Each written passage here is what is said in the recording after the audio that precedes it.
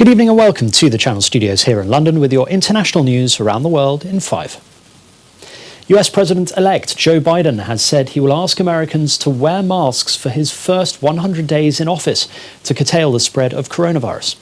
Mr. Biden said he believed there would be a significant reduction in COVID-19 cases if every American wore a face covering. He also added he would order masks to be worn in all government buildings. The US has recorded over 14 million cases and 276,000 deaths from COVID-19, the highest of any country in the world. Authorities in Bangladesh have begun relocating thousands of Rohingya refugees to a remote island, despite concerns about safety and consent. About 1,600 refugees have been transported towards Basan Char, a flood-prone island in the Bay of Bengal. Bangladesh says all those being moved have given consent, but many Rohingya refugees in Bangladesh said in October they did not want to be relocated. Rights groups have raised concerns that many travelling to the island were being moved against their will.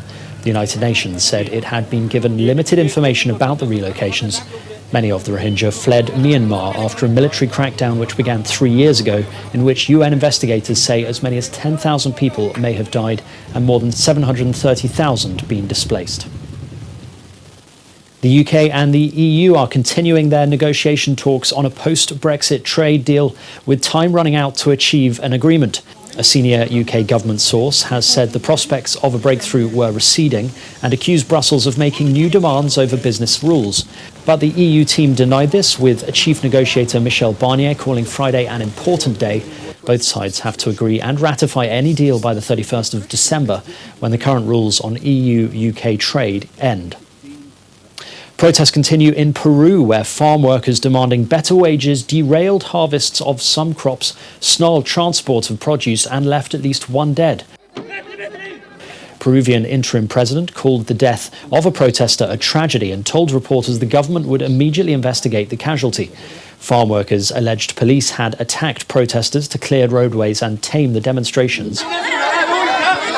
Negotiations between the government and protest leaders have failed to reach agreement, though lawmakers have committed to reviewing a decades-old agriculture promotion law that farm workers view as unjust.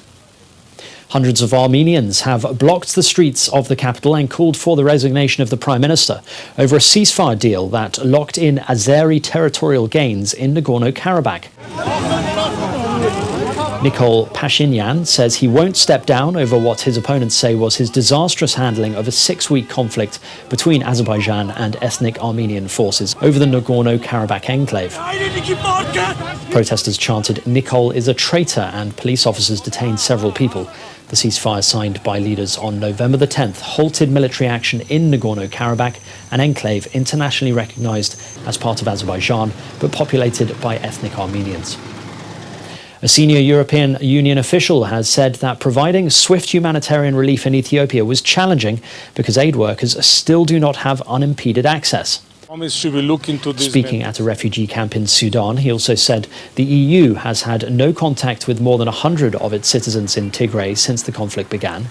Relief agencies in Ethiopia prepared convoys to bring aid into Tigray region, where a month of war is feared to have killed thousands of people and forced refugees to flee. Prime Minister Abiy Ahmed declared victory over the Tigray People's Liberation Front after federal forces captured the northern region's capital Mekelle at the weekend. And finally, for the first time in history, 197 musicians, one from every country on earth, have formed an orchestra in a bid to show how people can transcend physical and cultural borders.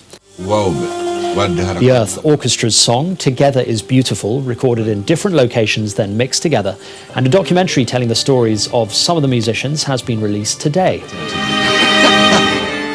In May, 57 of the 197 members met at Abbey Road Studios in London to lay the groundwork for the song.